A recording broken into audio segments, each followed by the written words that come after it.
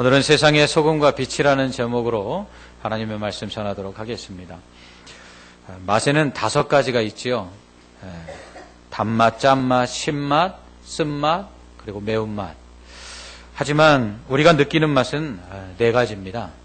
우리가 매운맛으로 알고 있는 이 맛은 사실은 맛이 아니라 통증이지요. 이러한 맛 중에서 음식의 맛을 결정하는 것은 짠맛입니다. 흔히 음식에 간이 맞는다, 안 맞는다 이런 말을 하지요. 이 간이라는 것이 바로 짠맛입니다. 그러므로 음식의 맛을 결정하는 가장 중요한 조미료는 소금입니다. 소금을 너무 많이 넣으면 짜고 덜 넣으면 싱거워지죠. 그러면 우리는 음식이 맛이 있다, 맛이 없다라고 말을 합니다. 소금 간이 얼마나 적당하냐에 따라서 음식의 맛이 결정이 됩니다. 옛날에는 이러한 소금이 그래서 비쌌습니다. 고대에는 소금이 돈의 역할을 했습니다. 세금을 소금으로 내거나 임금이 상으로 소금을 주기도 했습니다. 또한 수당이나 품삯을 소금으로 받기도 했습니다. 영어로 월급을 셀러리라고 하는데요. 그래서 월급쟁이, 우리 직장인들을 셀러리맨이라 이렇게 부르죠. 이 급여를 의미하는 셀러리의 어원은 이 라틴어 살라리움에서 유래했는데요. 이 살라리움의 뜻이 소금으로 받는 급여라라는 뜻입니다. 그래서 소금은 고대로부터 귀하게 여겨졌습니다. 소금이 곧 돈이었기 때문이죠. 이처럼 귀한 소금은 고대 무역의 중요한 거래 품목이었습니다. 그래서 고대에는 이 소금 무역이 성행했는데요. 모든 길은 로마로 통한다는 말이 있지 않습니까? 그래서 고대 로마는 전쟁을 위해서 도시와 도시를 연결하는 도로를 건설을 했는데요. 그런데 로마 최초의 도로는요, 전쟁을 위해서 만들어진 것이 아니라 바로 이 소금 무역을 위해서, 소금을 나르기 위해서 건설됐습니다. 이 재무관이었던 살라리아가 건설했다 그래서 살라리아 가도라고 불리는 이 길이 있는데요. 이것은 로마 제국이 전쟁을 위해서 만든 도로가 아니라 소금 무역을 위해서, 소금을 나르기 위해서 만든 도로입니다. 이것이 로마 제국 최초의 도로입니다. 그래서 이 살라리아 가도를 소금길이다 이렇게 부릅니다. 우리는 흔히 소금은 바닷물을 건조시켜서 소금을 얻는 천일염을 생각하기가 쉬운데요. 전 세계에서 유통되는 소금의 90%가 암염입니다. 곧 돌소금이죠. 이스라엘 사해는 주변의 암염 지역을 통과한 물들이 이 사해로 흘러들어가서 고인 것입니다. 그렇기 때문에 염분이 많죠. 사람이 둥둥둥 떠서 물 위에 누워 책도 보기도 합니다. 그러므로 이스라엘은 예로부터 사해 지역의 돌에서 소금을 취하였습니다. 암염은 그 염분이 높은 그 나트륨 덩어리입니다. 이 돌처럼 단단하게 굳어진 것인데 이것은 물에 쉽게 녹지요. 그래서 이 암염을 부어서 이 음식에 넣어서 맛을 내는데 사용했습니다. 하지만 이 암염은 또한 물에 쉽게 녹는 성질이 있기 때문에 염분이 쉽게 빠져나가서 그냥 아무 맛도 나지 않는 그냥 단단한 돌덩어리와 같아지기도 됩니다. 예수님은 이렇게 소금이 염분을 잃어버려서 짠맛을 잃어버리면 아무 쓸모가 없어서 사람들이 그냥 밖에 버려서 밟는다 이렇게 말씀하시죠. 이처럼 짠맛을 잃어버린 소금은 그냥 돌덩어리에 불과합니다. 이것은 아무 쓸모가 없죠. 그래서 길거리에다 버려서 사람들이 밟고 지나가는 것입니다. 예수님은 당시 이러한 소금의 그 사용 방법을 비유로 들어서 제자들에게 너희는 세상의 소금이 되라 이렇게 말씀하십니다. 즉 세상을 맛나게 하는 소금과 같은 사람이 되라는 것이죠. 흔히 사람들은 세상 살맛이 난다 안 난다 이런 말을 합니다. 언제 세상 살맛이 안 나죠? 경제적으로 어려울 때, 또 몸이 힘들 때, 또 마음이 힘들 때, 그리고 그것을 주변 사람들에게 또 나눌 수 없을 때, 사람들의 마음이 퍽퍽해서 이 정이 느껴지지 않을 때, 이런 때 우리는 흔히 세상이 살맛이 나지 않는다 이런 말을 합니다. 이처럼 살맛 안 나는 세상을 살맛 나게 만드는 것이 바로 그리스도인입니다. 세상의 소금이 되어서 이 살맛 나지 않는 세상, 뻑뻑한 세상에 맛을 내며 살라고 예수님이 말씀하신 것이죠. 그러면 어떻게 해야 이 살맛 안 나는 세상을 살맛 나는 세상으로 그리스도인들이 만들 수 있을까요? 그러기 위해서는 뒤에 나오는 이 세상의 빛이라는 말씀과 연결해서 이 세상의 소금을 생각해 봐야 합니다. 예수님은 제자들에게 믿는 자는 세상의 빛이 되라 이렇게 말씀하십니다. 성도는 세상의 빛이에요. 빛은 어두움을 밝힙니다. 세상의 빛이라는 말은 세상이 어둡다는 얘기겠죠. 세상이 죄로 말미암아 어두워졌습니다. 그래서 성도는 죄로 어두워진 이 세상을 밝히는 빛이 되어야 된다는 것입니다. 성도가 빛이 되기 전에 예수님이 이미 세상의 빛으로 오셨어요. 죄로 어두워진 이 세상을 밝히 비춰서 죄악 가운데, 죄악의 어두운 가운데 있는 자들을 구원의 빛으로 나오게 하시도록 예수님이 오셨어요. 그런데 세상이 이 빛을 싫어했습니다. 빛 대신 주님이 오시니까 그 빛이 비추어져서 그 죄가 드러날까 봐. 그래서 이 빛 대신 주님을 죽입니다. 거룩하신 빛, 그 빛 앞에는 어두움을 감출 수가 없듯이 거룩하신 빛 대신 주님 앞에 죄를 감출 수가 없습니다. 우리가 성경을 읽거나 또 설교 말씀을 들을 때 우리의 죄가 드러나는 경우들이 있지 않습니까? 우리가 말씀을 읽다가 어린 시절 저지른 죄인데 심지어 기억나지 않던 죄가 깨달아질 때가 있어요. 말씀을 들을 때 우리가 감추고 싶은 죄를 그 말씀이 우리를 건드릴 때가 있죠. 히브리서의 말씀처럼 하나님의 말씀은 살아서 역사하는 양날 가진 검과 같아서 사람의 혼과 영과 관절과 골수를 다 찔러 쪼개서 하나도 드러나지 않는 것이 없게 한다. 그렇게 말씀하고 있어요. 이처럼 빛 대신 주님을 우리가 만나게 되면 우리가 그 죄를 깨닫게 됩니다. 그리고 우리가 얼마나 죄인인지를 알게 되는 것이죠. 성령이 우리 안에 임하여서 우리가 성령을 받아 증거가 있는데 그 첫 번째 증거가 뭐냐면 죄를 깨닫는 것입니다. 성령 거룩한 영으로서 우리 안에 이 양심을 회복시킵니다. 그래서 우리가 죄를 짓고도 죄인 줄 모르고 살아가던 우리에게 그 양심을 통해서 우리가 죄를 범하고 있다는 걸 알려주시죠. 그래서 이 양심을 회복하여 거룩한 사람이 되도록 성령이 역사하시는 것입니다. 예수 믿는 사람들을 결박하여 예루살렘으로 끌고 오던 사울이라는 사람이 있었죠. 대제사장에게 의해서 공문을 받아갖고 다메섹을 향해서 가다가 호련히 나타난 강하고 큰 빛을 만나게 됩니다. 이 빛은 다름 아닌 부활하신 예수님이셨죠. 그 빛 앞에 꼬꾸라져서 어찌하여 네가 나를 핍박하느냐라는 주님의 말씀 앞에 예수님을 핍박하는 게 죄라는 것을 사도 바울이 깨닫게 됩니다.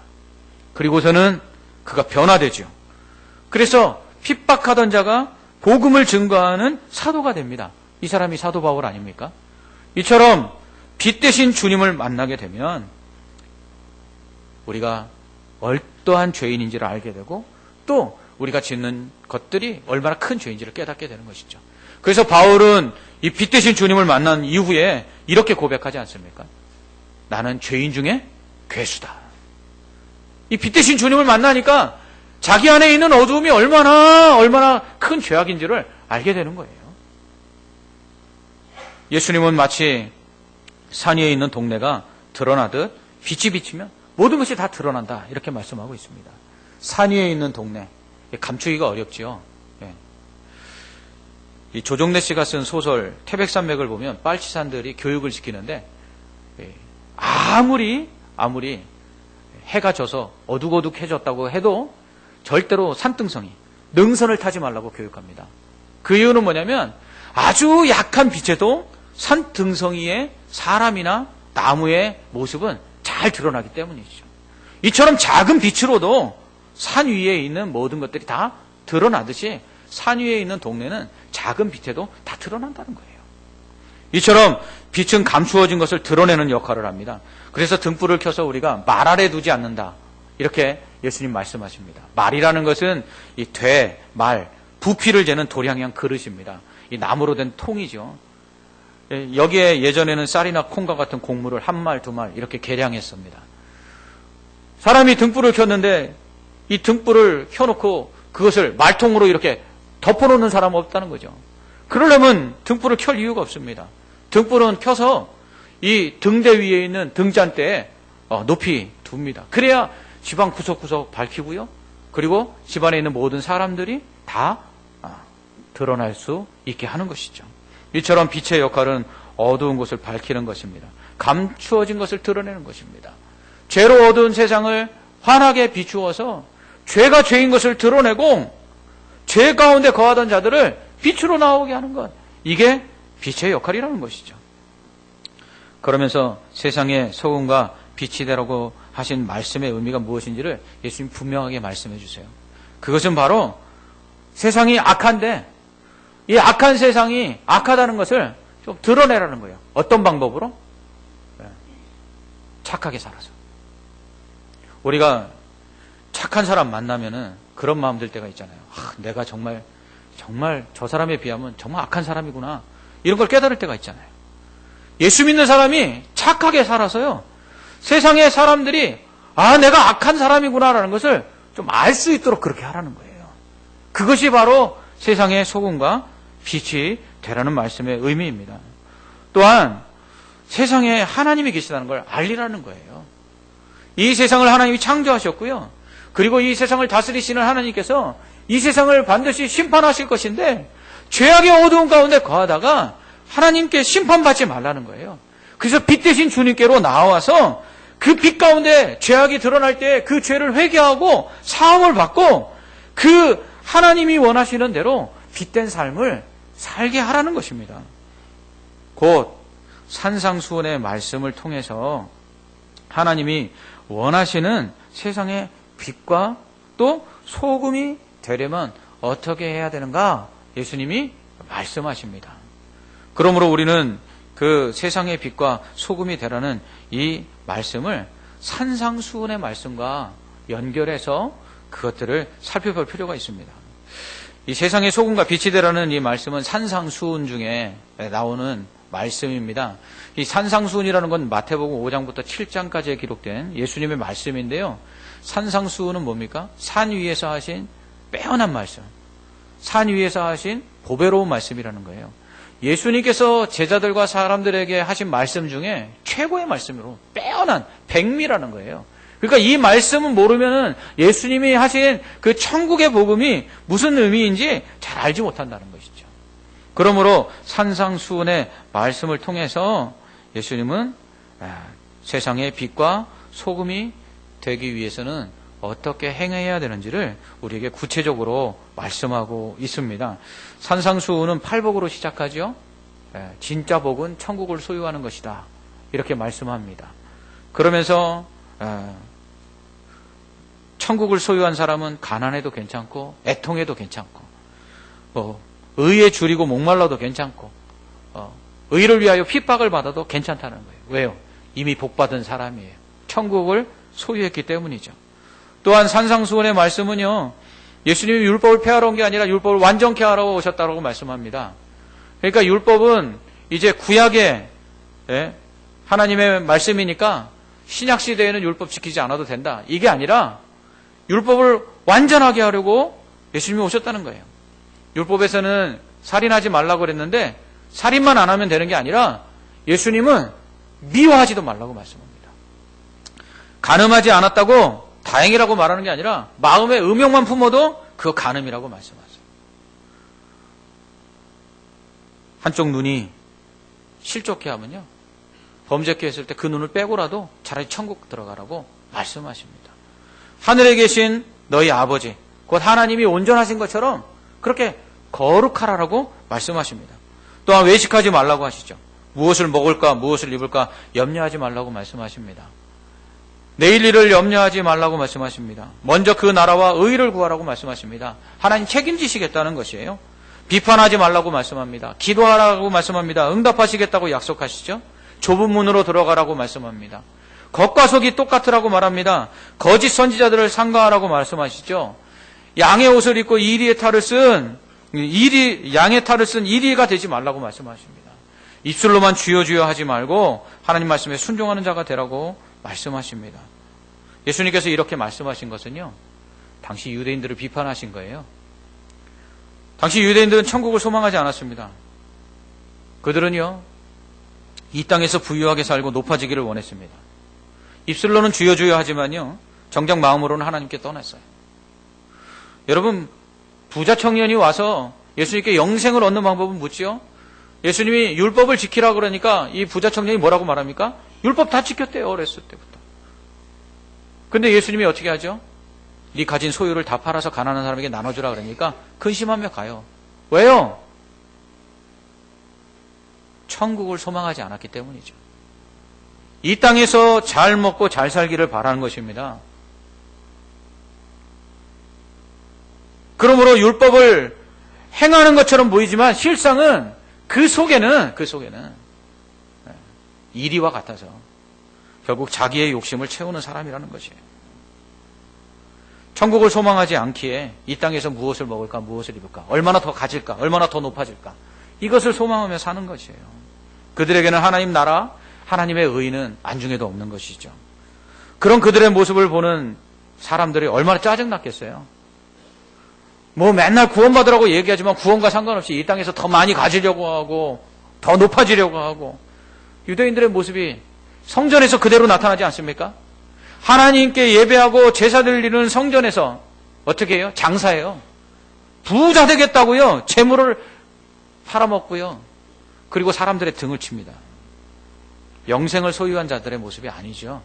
천국을 소망하는 사람들의 모습이 아니라는 거예요. 그들은 강도들이었습니다. 그런 그들의 모습을 볼 때 얼마나 세상이 살맛나지 않았겠어요. 그러므로 세상의 소금과 빛이 되라고 말씀하신 것은 유대인들처럼 되지 말라는 거예요. 외식하여 겉과 속이 다른 사람들, 입술로는 주여 주여 하지만 그 속에는 그냥 양이 아니라 이리가 들어앉아 있는 사람들, 하나님이 원하시는 말씀대로 순종하지 않는 유대인들, 가르친 것과 다르게 사는 사람들, 이런 사람들이 되지 말라는 것이죠. 곧 하나님이 원하시는 사람이 되라는 거예요. 이게 세상의 소금과 빛이 되라는 말씀의 의미입니다. 그렇다면 세상의 빛이 되는 사람, 하나님이 원하시는 사람은 첫째로 천국을 소유한 사람입니다. 이 땅이 아닌 천국을 소유한 사람, 천국이 자기 것인 사람이죠. 여러분, 믿는 우리는요, 천국에 들어가는 사람이 아니라 천국의 주인이 되는 것입니다. 그래서 예수를 믿는 자들에게 로마서 8장에서 바울은 예수 그리스도와 함께 하나님의 상속자가 되어서 천국을 기업으로 받는다 그랬어요. 하나님 아버지가 아들 된 우리에게 천국을 어떻게 해요? 상속해 주시는 거예요. 그래서 천국이 우리 것입니다. 천국이 바로 우리가 천국의 주인인 것이죠. 이렇게 천국을 소유한 사람들은요, 이 땅에 연연하지 않습니다. 여러분, 얼마 전에 새로 집을 사서 이사한 우리 성도님 가정을 신방을 했습니다. 새 집으로 이사해서 딱 신방을 드리는데 가보니까요, 가구들도 다 바꿨더라고요. 예. 집이 바뀌니까 그 안에 있는 가구들도 싹 바꿨더라고요. 우리가 천국의 시민으로서 천국을 소유한 주인인데요, 그렇다면 우리는 이 땅에 썩어지고 헛된, 잠시 가지고 있다 사라질 이 세상의 것들에 연연하지 않는 것이에요. 더 많은 돈 가지기 위해, 더 높은 권력이 갖기 위해서 우린 그렇게 살지 않아요. 여러분, 청문회 때 한번 보십시오. 이 장관들 세우려고 할 때 청문회 보면 가관 아닙니까? 아니, 돈 좀 그렇게 갖고 그렇게 좀 높아지려면 그렇게 죄를 지어야 되나요? 어떻게 깨끗한 사람이 하나도 없어요. 세상에서 더 많은 것을 가지려고, 세상에서 더 높아지려고 사람들은요, 죄를 짓습니다. 그런데 천국을 소유한 사람들은요, 이 천국의 것이 이 세상의 것이 아무것도 아니란 걸 알기 때문에 세상의 것 연연하지 않으니까 더 가지려고 하고 더 높아지려고 하지 않습니다. 그러니까 죄짓지 않는 것이죠. 예수님 그렇게 살라는 거예요. 천국을 소유한 믿는 자들은 이 세상의 것들을 어떻게 해요? 바울처럼 배설물로 여기는 거예요. 그거 잠시 있다가 하나님이 후 불면 다 사라질 것들. 그거에 연연해서 그거 좀 더 갖겠다고 죄짓고 좀 더 높아지겠다고 악을 행하는 일들을 하지 않는다는 거예요. 그러므로 천국을 소유한 사람은 이 세상에 속한 사람들과 다를 수밖에 없지요. 세상에 속하여 세상이 전부라고 생각하는 사람들은 어떻게든지 이 세상에서 더 많은 것 가지려고 하고 더 높아지려고 하다 보니까 죄를 범해서라도 그렇게 되기를 원하는 거죠. 법을 피해서라도 더 많이 가질 수만 있다면, 법을 피해서라도 더 높아질 수만 있다면 그것을 행하는 것이에요. 그런데 예수 믿는 사람들은 그러지 말라는 거예요. 왜 예수님이 어린아이와 같이 되지 않으면 결단코 천국에 들어갈 수 없다고 하셨을까요? 어린아이와 어른의 가장 큰 차이가 뭔가 생각해 보니까요, 제가 생각할 때 그건 탐심입니다. 욕심이에요. 어린아이의 욕심과 어른의 욕심은요, 비교할 수가 없어요. 어른의 욕심은요, 이건 탐심을 넘어서 탐욕스럽습니다. 그래서 사도 요한은 요한일서 2장 15절로 17절에서 이렇게 말합니다. 이 세상에나 세상에 있는 것들을 사랑하지 말라. 누구든지 세상을 사랑하면 아버지의 사랑이 그 안에 있지 아니하니 이는 세상에 있는 모든 것이 육신의 정욕과 안목의 정욕과 이생의 자랑이니 다 아버지께로부터 온 것이 아니요 세상으로부터 온 것이라. 이 세상도 그 정욕도 다 지나가되 오직 하나님의 뜻을 행하는 자는 영원히 거하느니라. 아멘. 세상의 것들이 다 헛되고요, 잠시 있다가 사라지고요, 욕심도 부려봐야 헛되다는 거예요. 그래서 천국을 소망한 사람들은요, 하나님 뜻대로 행한다는 것입니다. 이 세상에 있는 것들, 육신의 정욕, 이생의 자랑들, 안목의 정욕들, 그런 거 욕심내지 않는 사람들이라는 거예요. 남들이 어떻게 볼까? 남들에게 자랑할 거, 그거 생각하지 않고 살아가는 거예요. 오히려 있는 것을 족한 줄로 여기고요, 나누고 베푸는 것이죠. 이 땅이 아니라 하늘나라에 쌓아두는 자가 되는 거예요. 예수님이 그래서 영생을 얻으려 하느냐? 그럼 네가 진짜 영생을 얻으려면 부자 청년에게 이렇게 말씀하신 거죠. 천국을 소망하는 사람이라는 걸 보여줘라. 그래서 이 땅에 재물을 쌓아두는 사람이 아니라 천국에 재물을 쌓아두는 사람이라는 것을 한번 보여봐라. 예수님 말씀하신 거예요. 그런데 못하죠. 못해요. 왜요? 세상이 전부인데요. 이거 잃어버리면 그냥 죽는 줄 아는데요. 그러니까 욕심을 부리며 세상의 것 하나라도 더 가지려고 하고 더 높여지려고 하다 보니까 죄가 죄인지도 모르고 죄질을 짓고 살아가는 거예요. 그래서 천국을 소유한 사람들은 이 세상에서 이 세상이 헛되다는 걸 알고 이 세상의 것들을 더 소유하고 이 세상에서 더 높아지려고 하는 것이 아니라 이 땅이 아닌 천국에서 받을 상급을 생각하고 오히려 나누어주고 베풀므로 천국에 쌓아두는 사람들, 높아지는 게 아니라 낮아져서 섬기는 사람들, 이러한 사람들이 바로 세상의 소금과 같은 사람이라는 거예요. 이러한 사람들이 많아질 때 살맛이 난다는 것이죠.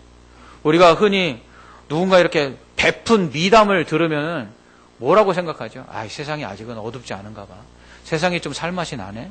우리가 이렇게 생각하지 않습니까? 예수 믿는 사람은 그런 미담의 주인공들이 좀 돼야 된다는 거예요. 믿는 자들이 천국을 소유한 사람으로서 이 땅에 쌓아두지 않고 천국에 쌓아두는 자가 되어 나누고 베풀 때 그 착한 행실을 본 사람들이 뭐라고 생각하겠어요? 야, 하나님 믿는 사람 다르구나. 예수 믿는 사람 다르구나. 우리가 착한 사람 만나면 그 사람 앞에서 우리가 부끄러움을 느끼듯이 착한 행실을 행하는 그 예수 믿는 사람들을 보고 세상 가운데 악하게 살던 사람들이 내가 좀 착하게 좀 살아야겠구나. 내가 악한 사람이구나. 좀 깨달아 알 수 있도록 빛이 되라고 예수님 말씀하고 있는 것입니다. 둘째로 하나님이 원하시는 세상의 소금과 빛이 되는 사람은요, 말과 행동이 일치하는 사람이에요. 우리 겉과 속이 다른 사람 만나면 어떤 생각이 들죠? 시쳇말로 밥맛입니다. 말한 것하고 행동하고 다른 사람 만나면요, 그 사람 때문에 살맛 나는 게 아니라요, 살고 싶지 않아서 밥맛이 없어지는 것이죠. 예수님이 겉과 속이 다른 유대인들을 바라보면서 살맛이 안 나게 만드는 사람이라고 말씀하시는 거예요. 세상의 밥맛이라는 것입니다. 예수님은 속으로 미워하면서 겉으로는 살인만 안 하면 돼. 이렇게 척하고 살지 말라는 거예요. 남자나 여자나 보면 그냥 막 마음속에서 음욕이 부리듯 일어나면서 내가 실제로 내가 그 사람 손 안 댔잖아. 잠 안 잤잖아. 이렇게 가식적으로 살지 말라는 거예요. 결국 나쁜 나무는요, 좋은 열매를 못 맺고요, 나쁜 나무는 나쁜 열매를 맺어요. 좋은 나무는요, 결국은 아름다운 열매를 맺습니다. 그래서 우리가 마음속에 미움이 있잖아요. 그 마음은 반드시 살인의 버금가는 죄를 짓게 만듭니다. 우리 안에 음욕이 있으면요, 간음의 버금가는 죄를 짓게 만들어요. 그래서 예수님은 이 속 사람이 깨끗해져야 된다고 말합니다. 사람의 겉이 그 사람을 더럽히는 게 아니라 그 사람 속에서 나오는 것이 그 사람을 더럽히는 거라고 말씀하고 있어요. 그래서 우린 속에서부터 변화돼야 되죠. 이 속과 겉이 같은 사람. 그래서 유대인들을 예수님께서 비난하시고 책망하시는 이유가 무엇입니까? 외식하기 때문에. 겉으로는 정말 선한 척하지만 안에는 악이 가득하고, 양의 옷을 입은 이리와 같아서 입술로는 주여 주여 하는데 하나님의 말씀에 순종하지 않는 거짓 선지자들이라는 거예요. 이런 사람들 밥맛이에요. 이런 사람들 세상을 살맛나게 만들지 못합니다. 일부 예배 때 우리 대표기도 하시는 집사님이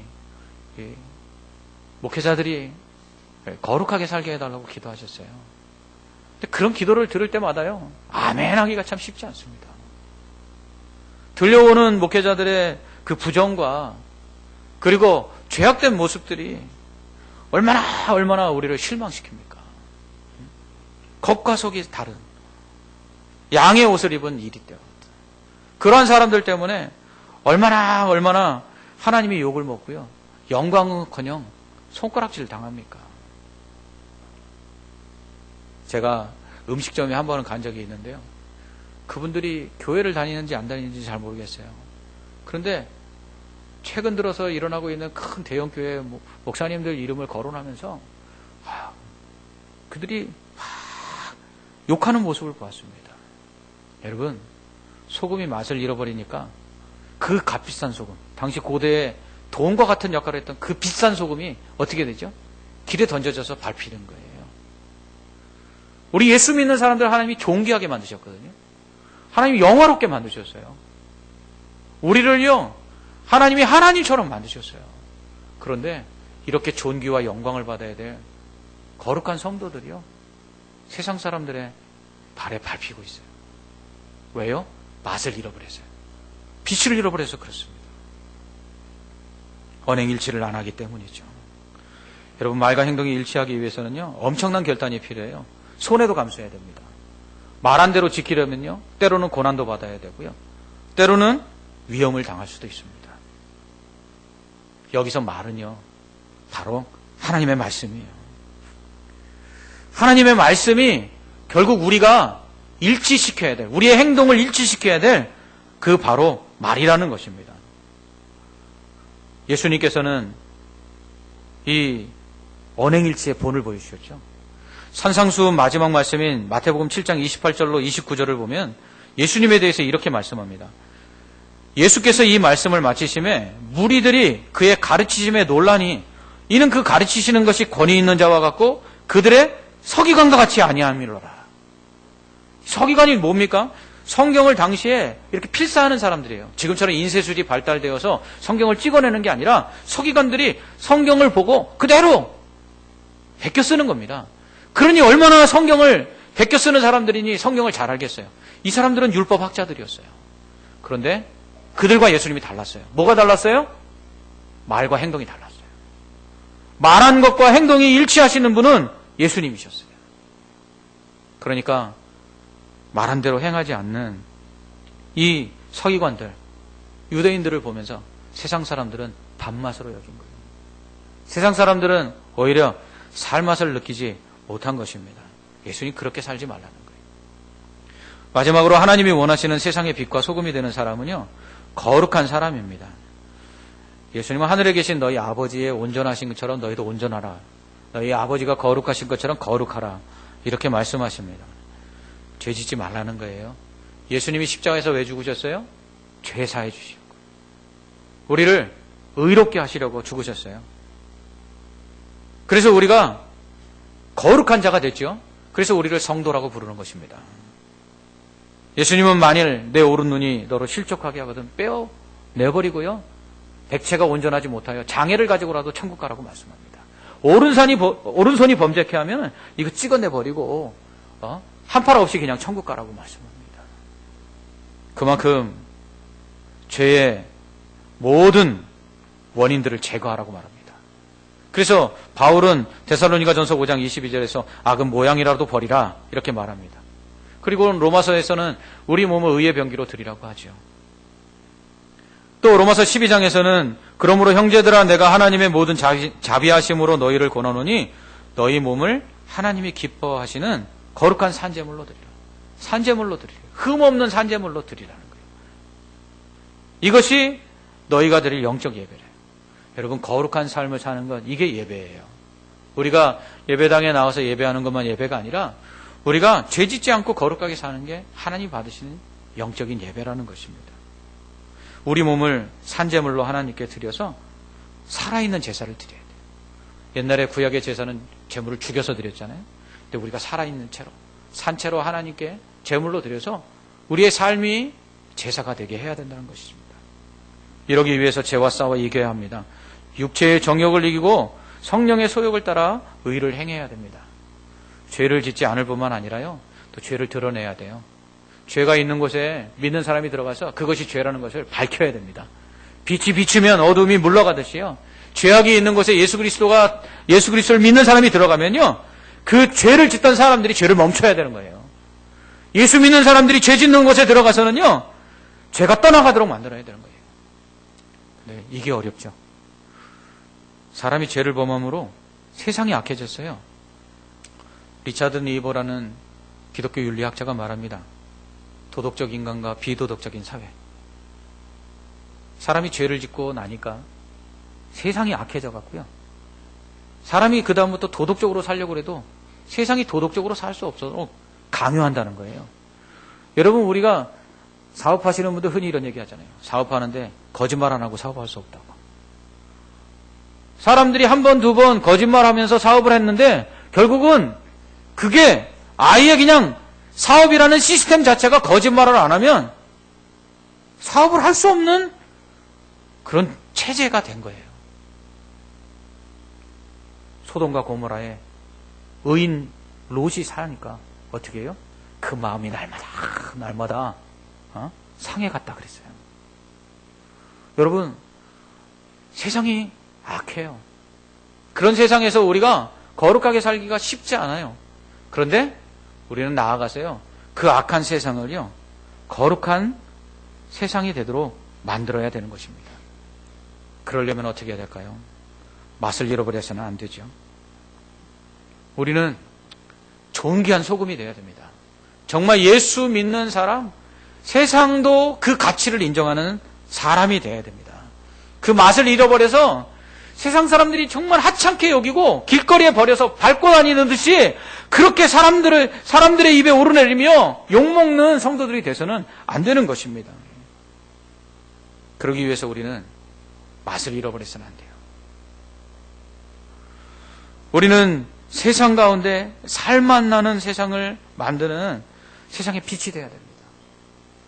죄짓지 아니하여야 되고요, 거룩해져야 되고요, 겉과 속이 똑같은 사람, 말과 행동이 일치하는 사람, 무엇보다도 천국을 소유했기 때문에 세상에 욕심부리지 않는 사람답게 살아야 됩니다.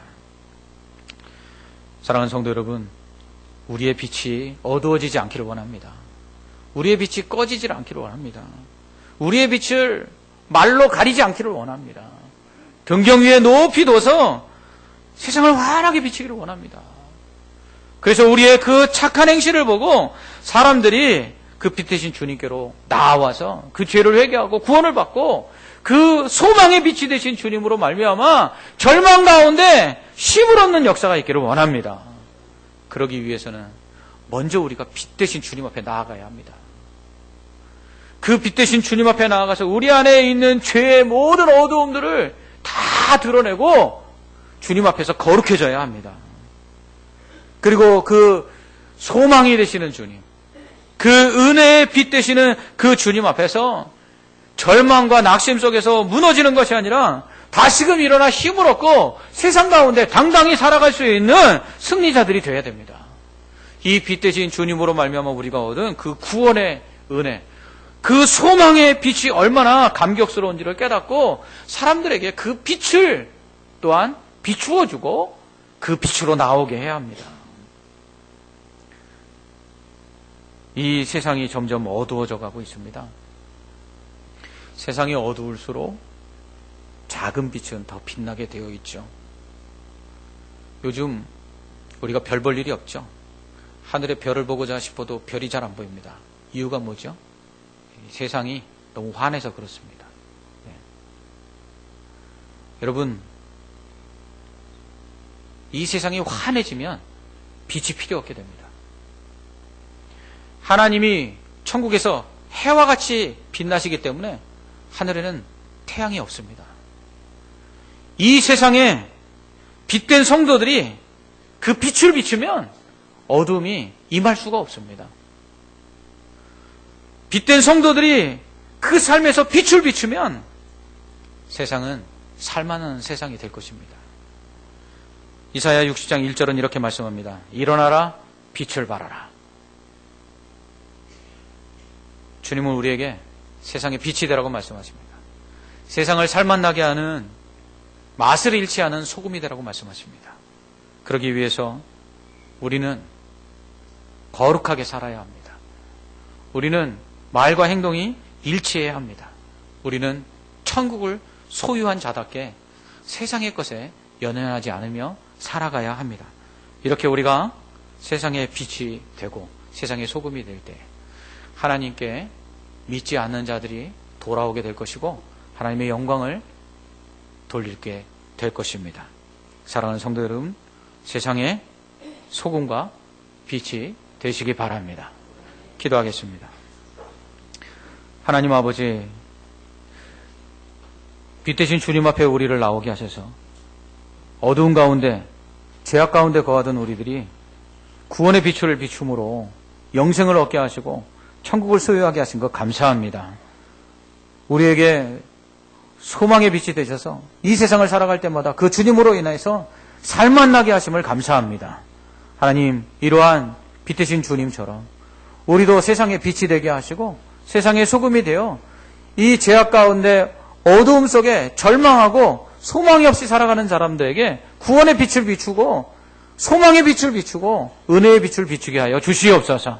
그로 인해서 세상이 하나님께 영광을 돌리게 하시고 정말 이 세상 가운데 믿는 자들이 밖에 버려진 소금처럼 밟히는 것이 아니라 정말 존귀함을 얻고 영광을 얻어서 또한 그것이 하나님께 영광되는 은혜가 있게 하여 주시옵소서. 빛과 소금이 되기를 소망하는 자들에게 주여 세상의 빛과 소금이 되게 하여 주시옵소서. 예수님 이름으로 기도합나이다. 아멘.